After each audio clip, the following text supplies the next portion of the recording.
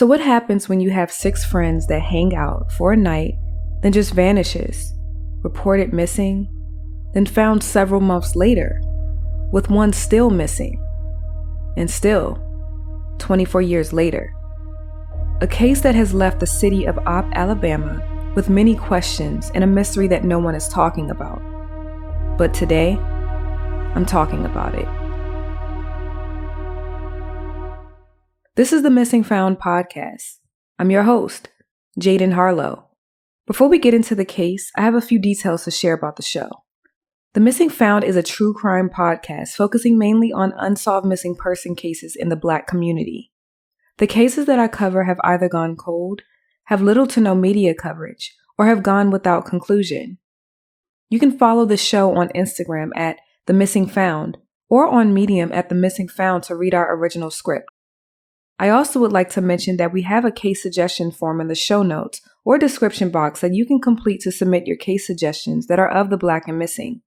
We have a Patreon that's now available for you to become a member in our private community to discuss cases deeper beyond our case analyses, do live discussions, ad-free episodes, gain complimentary access to our original script, early releases, and bonus content and much more that's exclusive for members only.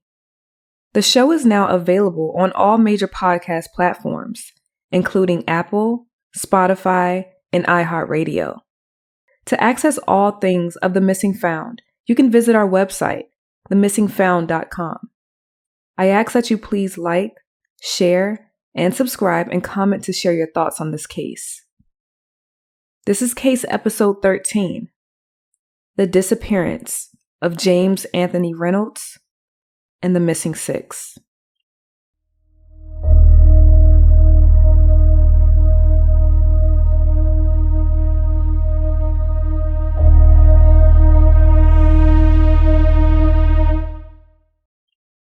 I'm sure most of us have hung out with friends at some point. We were all in the car, and there were opportunities where something could have happened.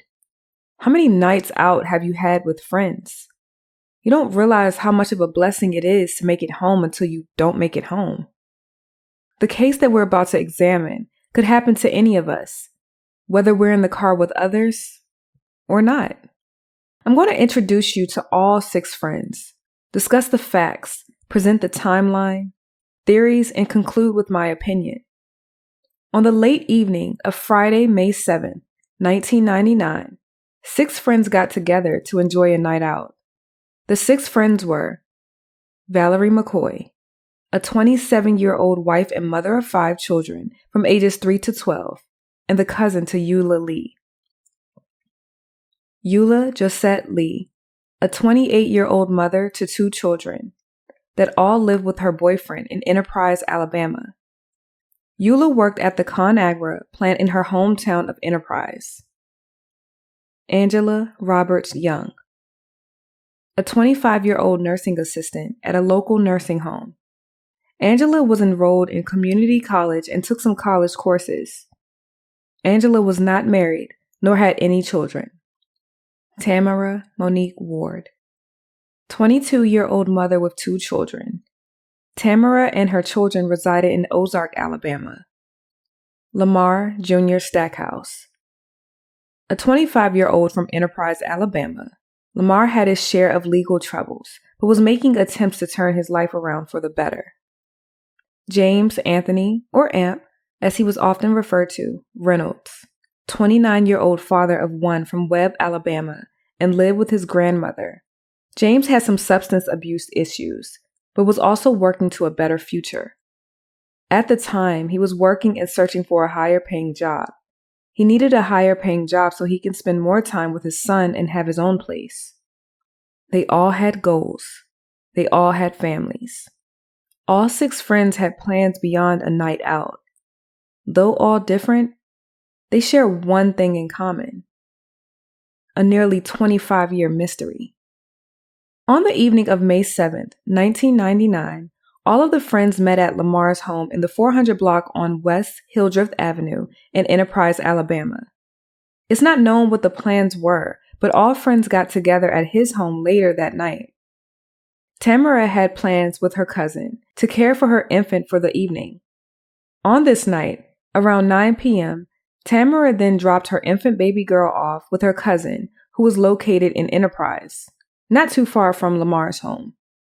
Then she went to Eula's apartment to meet up with the other women. The four women, Tamara, Eula, Angela, and Valerie, all hung out together at Eula's apartment for a few hours. From there, the women all went to Lamar's home. Not too long after, James arrived to Lamar's home. About 2 hours later, they decided to go to a nightclub, Hideaway Club in Opp, Alabama, which is 30 miles and a 35-minute drive away from where Lamar's house was. The friends arrived to Hideaway Club around 1:15 a.m. on Saturday, May 8th. The club is centered in subsidized housing and is not a very populated area. It's a small club. On this night, it had a couple hundred patrons. Witnesses who recount seeing the friends said that they were having a good time, dancing, drinking, and laughing. Nothing seemed unusual. They all stayed until the club was about to close at 3 a.m. Once it was time to close, the security guard, Larry, Mr. Edwards, for Hideaway Club, had began ushering patrons out of the door. Larry recalls seeing a visibly drunk Lamar behind the wheel of his brand new 1986 Burgundy Chevrolet Caprice that was outfitted with top-of-the-line stereo equipment and gold rims. This was the vehicle that he drove to get him and his 5 friends to the club. Larry recalls seeing him impaired, blasting music and revving his engine, probably attracting attention from other clubgoers. After seeing this, Larry spoke to Lamar and encouraged him to let someone else drive. After this discussion, Larry claims that Lamar complied and let one of the women get behind the wheel. The woman was said to be Tamara, but this has not been confirmed by law enforcement. At this time, just as they came, all 6 friends were in Lamar's car and drove out of the parking lot at Hideaway Club and into the late night, early morning darkness at 3:15 a.m. I pulled the weather archives for Saturday, May 8th, 1999 at 3:15 a.m. The weather was actually nice out. It was dark, but it was 66 degrees with 0% precipitation, and the winds were only 2 miles per hour, which you would consider light air.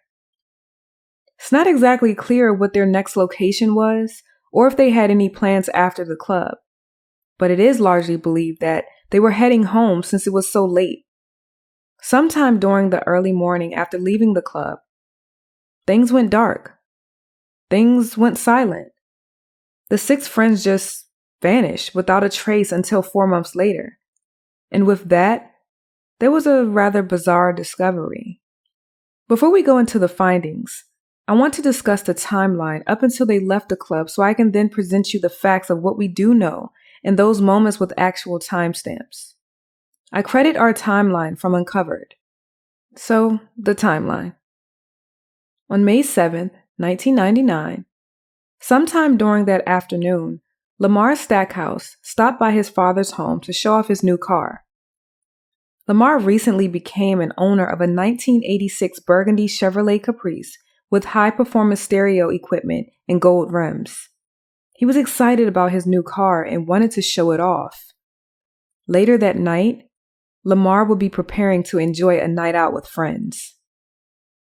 On the same day, at 9 p.m., Tamara Ward drops off her newborn baby with a cousin.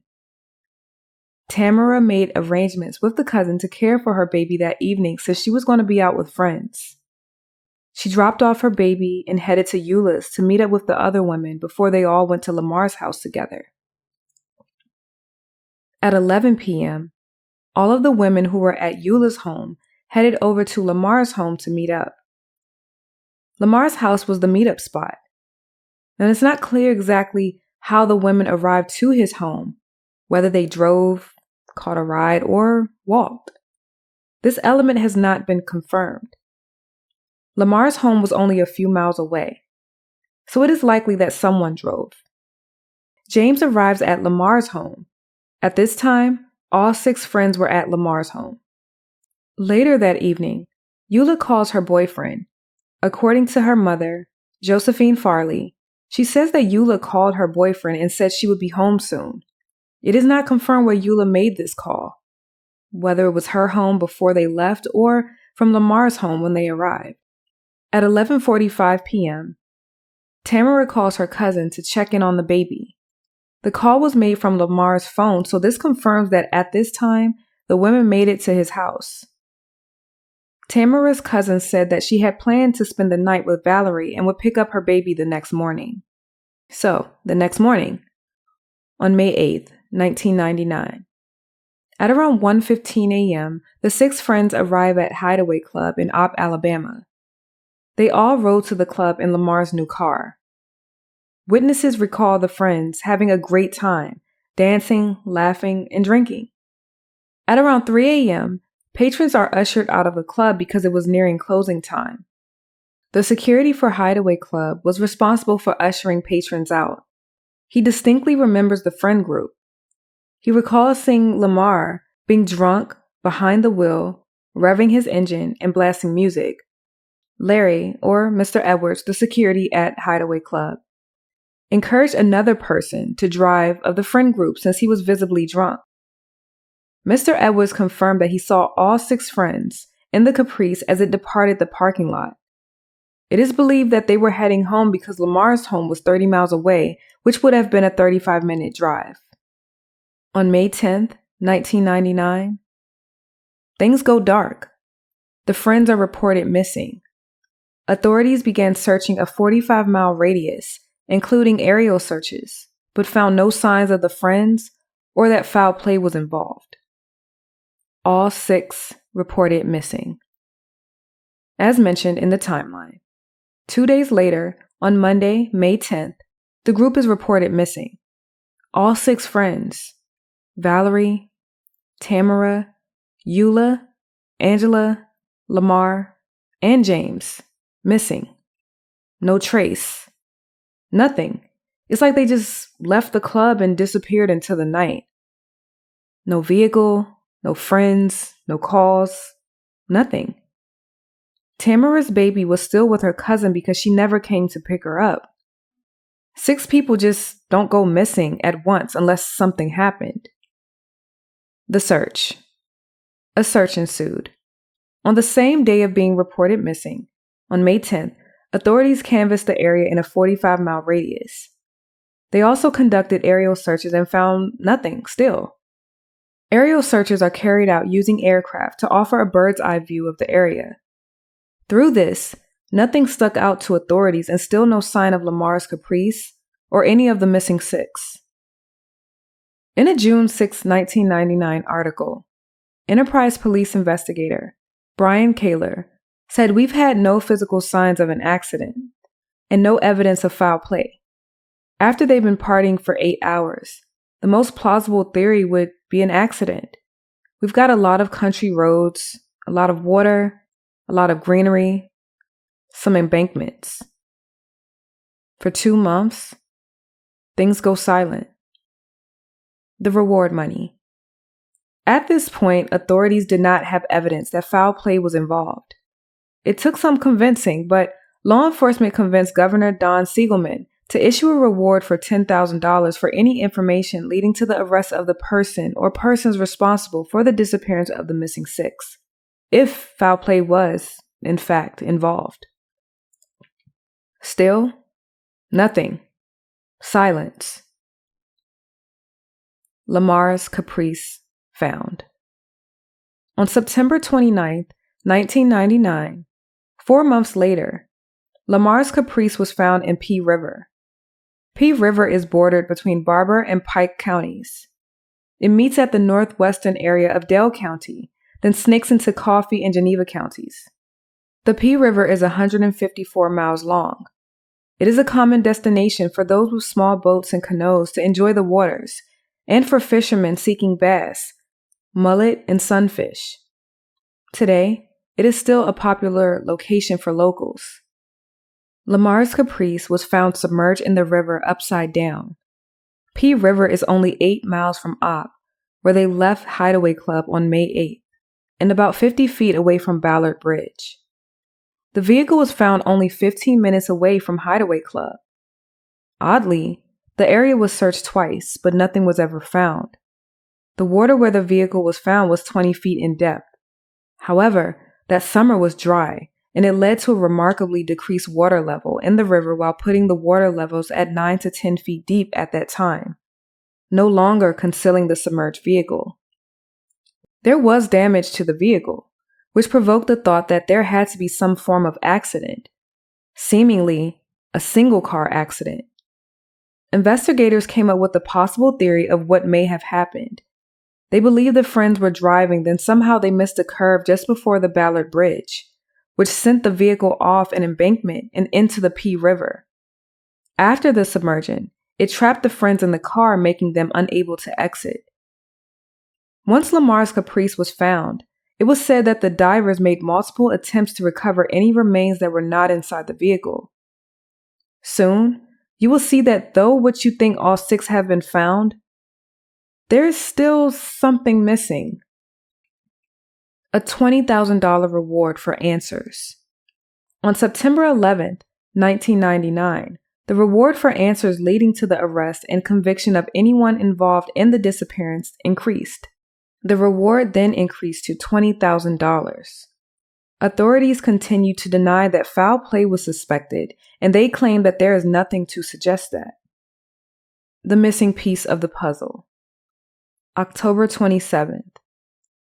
Well, out of the 6 that left the club on May 8th, only 5 of the remains were found, identifying all of the friends except one, James Anthony Reynolds.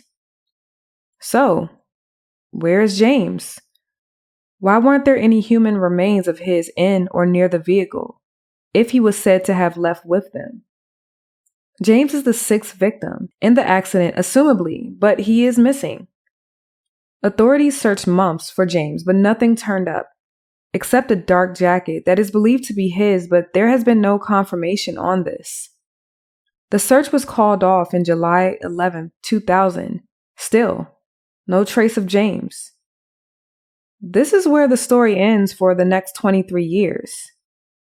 Now that we've covered our victims, the case details, and the timeline, I want to discuss theories and share more details about what has been made public from commentators about Lamar and James.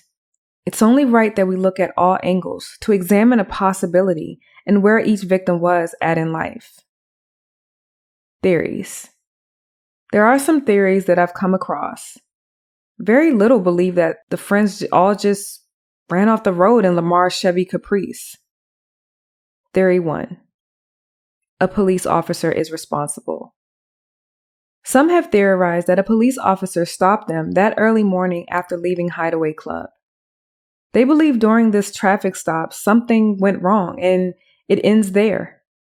The relationship between African Americans and the police have not always been good, and many have alluded to this case being either racially charged or a bad ending after interaction with an officer, especially with this being in Alabama, the South. Theory 2. Drugs. Because Lamar was said to be a drug dealer and James was on a probation from dealing cocaine, some have alluded to this case being related to an organized hit and that they all were targeted. Theory 3. The vehicle was placed in P River at a much later date. Some have said that Lamar's car should have been more damaged if it was in a single accident. They also said that the car does not appear to have been in water for long because it was still intact. I will go into this theory when I discuss my opinion. So, the theories about James. Theory 1. James actually survived the crash. A common theory about James is that he actually survived the accident into the water, wandered off into the woods to get help, and something happened. If he did escape the crash and wandered off into the heavy terrain, there would have been some evidence to suggest that. As far as what has been made public, no remains of James were anywhere in the woods surrounding P River. Theory 2. He started a new life. I've read this theory and I came across a post regarding a woman who was claiming to be his sister. She said that her brother is not alive and they have no idea where he is. Now, this comment does not mean much because we can't confirm who this woman is because her screen name is something other than her actual name. I also want to note that according to an archived article from the Associated Press, on October 26, 1999, forensic scientists said there was no sign of James in the Chevy Caprice. They've decided to not discuss more because any further would be only speculation. My opinion. I've read the facts on this case. Articles, recounts from the parents in articles from 1999, and even went to social media to see what commentators are saying. I do that because you would be surprised how the truth can be somewhere in between a comment from a person that resides in the area, used to reside in the area, or their father knows the victim's father, or something like that. The commonality that we don't know. When I start from the top, I want to know, how do all of the friends know each other? What is it that connects them? How did they meet? How long did they know each other? Who is the mutual friend of this group? I ask because though they are close in age, Tamara, who was 22, is the youngest of them all. There are some age gaps in between. To remind you, Valerie was 27, Eula was 28, Angela was 25, Tamara was 22, Lamar was 25, and James was 29. Typically, friends share something in common. I would like to know what was that commonality they shared. Most of the friends were all in their mid to late 20s. It was the 90s, so things were vastly different. You didn't have social media to connect you. You most likely met that person face to face initially or connected through a mutual person. That element is unclear with this group. This could mean something, or it could mean all of nothing. The initial plan. The night that they all got together, I wonder what the initial plan was. Tamara dropped off her infant daughter with her cousin to babysit her so she can hang out with her friends, Valerie, Angela, and Eula, all at Eula's house. Then, somewhere along the night, at around 11 p.m., they all headed to Lamar's house, and James met up with them there as well. I have no confirmation on how they even got to his house. I can only assume that one of the women drove. There has been no mention of another vehicle in this case. What leads me to believe the club was not in the initial plan is because Eula called her boyfriend and told him she would be home soon. Tamara called to check on her baby and says she will spend the night with Valerie and get the baby in the morning. You have one saying she will be home soon, then another planning to stay the night at another friend's house. I can't make much of this, unless the trip to Lamar's house was only for a moment and there were no plans to go to the club. Do you see where I'm going? I conclude to that because all of the women started out hanging at Eula's house. So if they did not plan on staying out at Lamar's, then they would all, assumingly, go back to Eula's, which is why she told her boyfriend that she would be home soon. Again, this could mean all of something or all of nothing. We do know that Eula planned on going home. According to Eula's mother, from what the boyfriend said, he said Eula said that she will be home soon. Eula's mom even made mention that she was not dressed to go to the club because she had on a tank top and jeans, which was unlike her when going out. Another assumption of this is because her boyfriend may have seen her before she left to know what she was wearing. If she was going to the club, she would have dressed differently. This is a micro element when you look at it on the surface, but when you consider it in the bigger picture, it makes you question if going to the club was planned or a spur of the moment thing once they all got together at Lamar's house. If not, it is not uncommon for plans to change.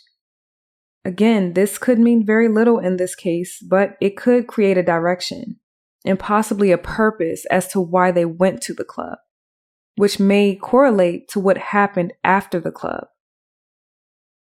A club full. The Hideaway Club was located in the center of subsidized housing and in a small building. Oddly, I could not find any address for the Ops Alabama nightclub, which I think is now defunct. I did find that the club has been around at least 20 years before the missing six spent their final moments at the club.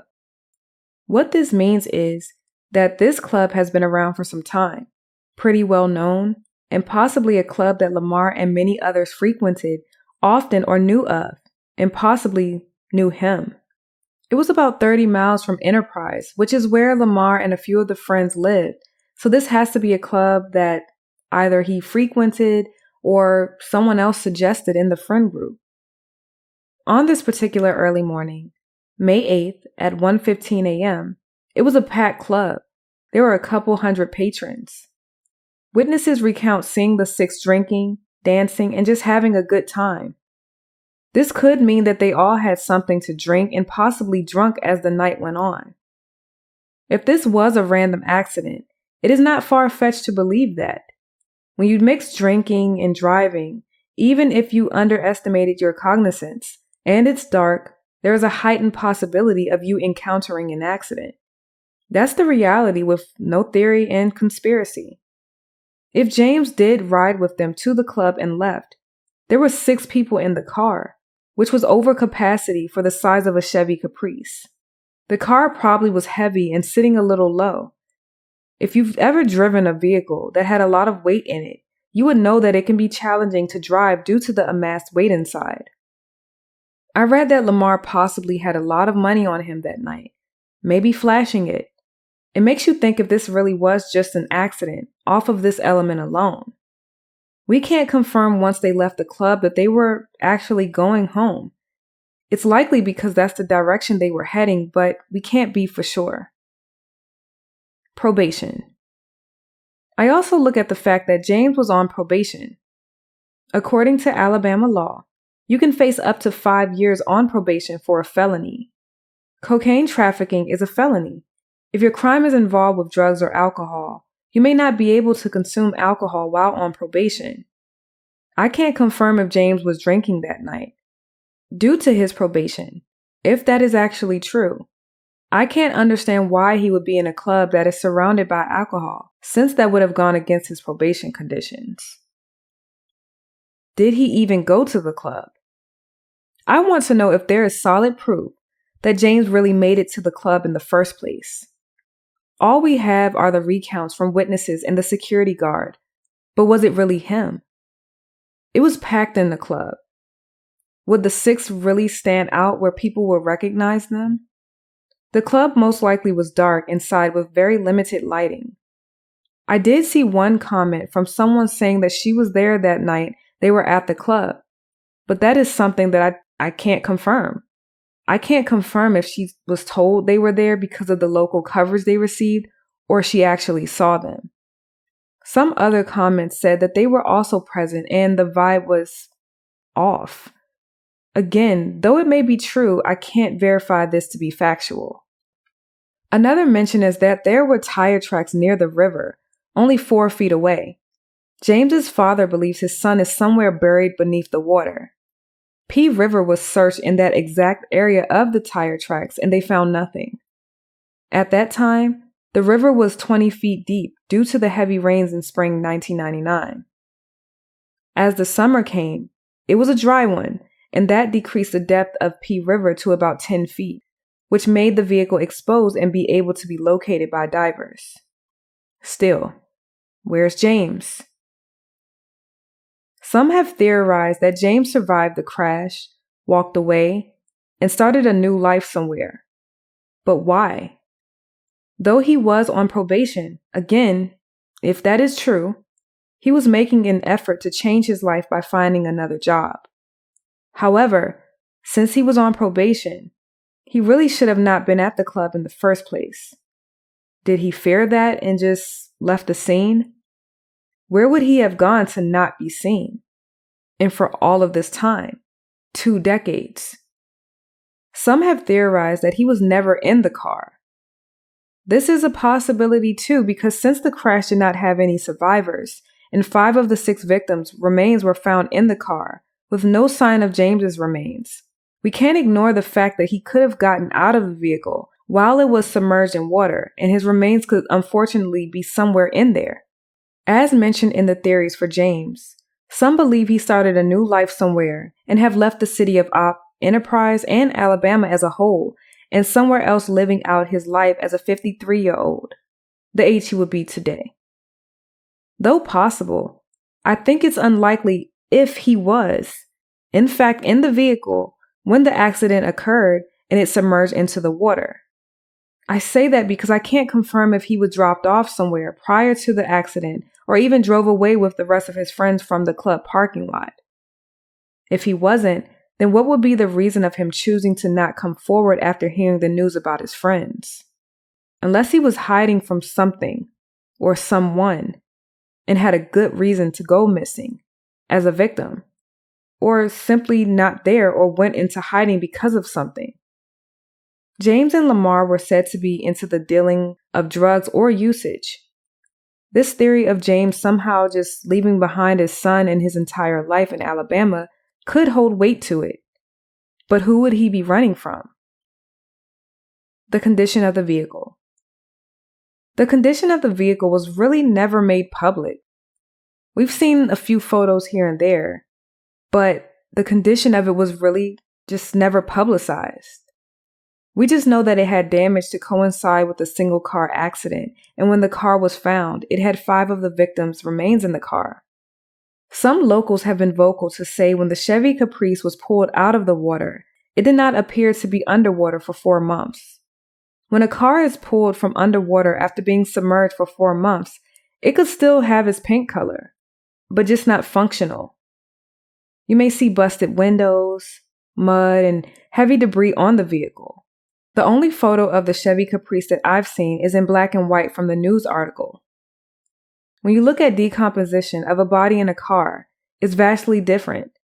When underwater, bodies begin to decompose after 7 days. It really depends on what gets to it first underwater. I won't go into too much detail about the process of body decomposition in this analysis. However, a vehicle that is submerged into a water will float for maybe a minute or less, then it will begin to sink. Coupled with the weight of the bodies in the car, the pressure from the impact of the wreckage, then hit the ground to leave tire marks. Finally, it most likely sank as soon as the car submerged into the water. If it did float for a few seconds, this would have allowed time to unlock the door to attempt to escape the vehicle. In this case, depending on how high the fall was, the speed, the manner in which they crashed, they could have still been alive in the water, but unconscious. There were tire tracks only 4 feet from the river, and those tracks were most likely theirs as a result of the accident. Escaping a sinking car is extremely hard because of the pressure from the water, making it nearly impossible. I just don't understand how their vehicle was missed in the multiple searches when the tire tracks was right there where they were eventually found 4 months later. This case comes down to how did a group of 6 end up in the water? Was it really an accident, or did someone make them go off the road? And where is James today?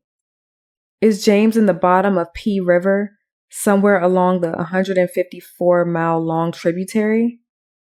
Some locals from the area, according to comments that I've seen online, they mentioned that no damage was found to the side rails along the bridge or in the area to allude to an accident.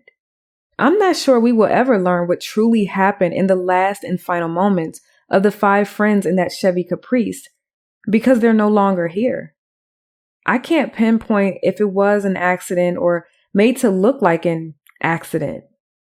Though we know 5 of the friends are now deceased, since it was said that their remains were found in the water, with the 6th friend being missing. I am focusing on the manner in which they died to examine if there is a direct correlation to James being missing. Whether this was a random accident due to drunk driving, underestimating their level of alcohol consumption, James could still be in the water 24 years later. Or something far more sinister, where something happened and James was able to get away or was never in the car to begin with. I also would like to know, did anyone at the club know the group, specifically Lamar and James? Were they targeted because Lamar had money? He had this nice car. If Lamar was flashing money, if that statement is even true, was the cash he was flashing found with him? If not, where is it? Did he spend it at the club? Or did someone take it from him? Possibly a robbery sometime after leaving the parking lot and right before the wreck.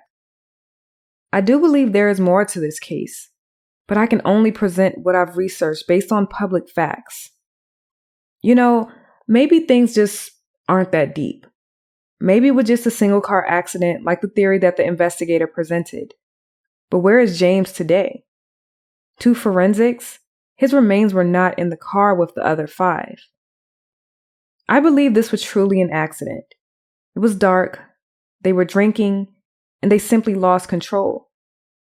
What I don't know is if James was let out of the car moments before the crash or was in the crash, but the only one to leave the scene.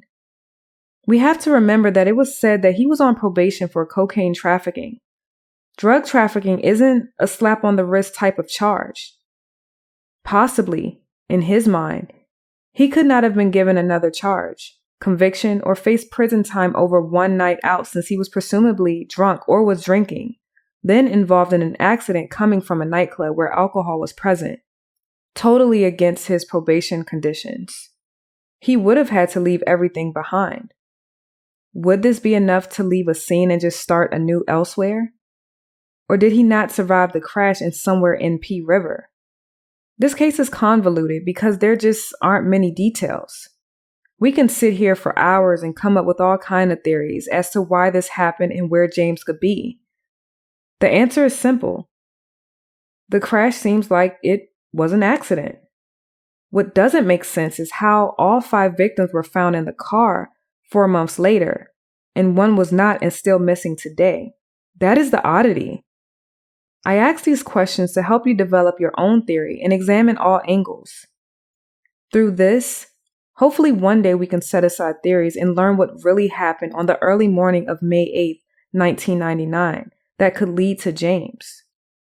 It's been 24 years this year in 2023. Like with every case, especially in a case so cold that no one is talking about it. What can you make of this? It's one of the most bizarre and mysterious cases to date in Alabama.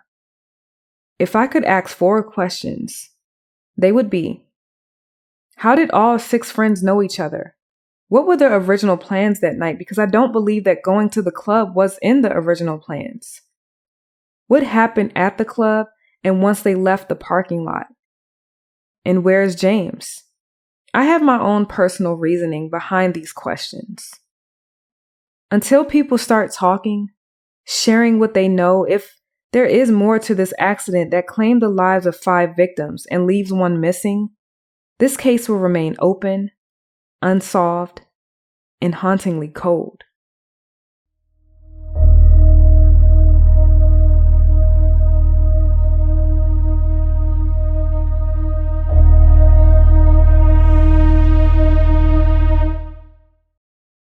At the time of James's disappearance, he was a Black male, stood at 6'1", and weighed between 160 to 180 pounds. His hair color was black and his eye color was brown. He has a cut scar on his upper left arm and back. There is no information on what clothing or personal items James wore or had with him that night. James will be 53 today, in 2023. If you have any information on the accident that claimed the lives of the missing 6, James's whereabouts, or any information concerning James or the other 5 victims, it should be directed to the Alabama Bureau of Investigation, Agent Simon Benson, at 334-578-1315. I want to thank you for your viewership of the case of the missing 6 and the disappearance of James. James's family is awaiting his return and wants answers. He wasn't found with his other friends in the vehicle, so this could mean he managed to exit the vehicle and is somewhere else. If there is more to the story regarding this accident, please share what you know. You may not have known something then, but later heard something or seen something you could not recognize until now. I hope to see answers and new findings for all of the victims' families. As always, please be safe, be vigilant, and always be aware of your surroundings. May God bless and keep you all. In peace I will lie down and sleep for you alone, Lord. Make me dwell in safety. Psalms 4:8.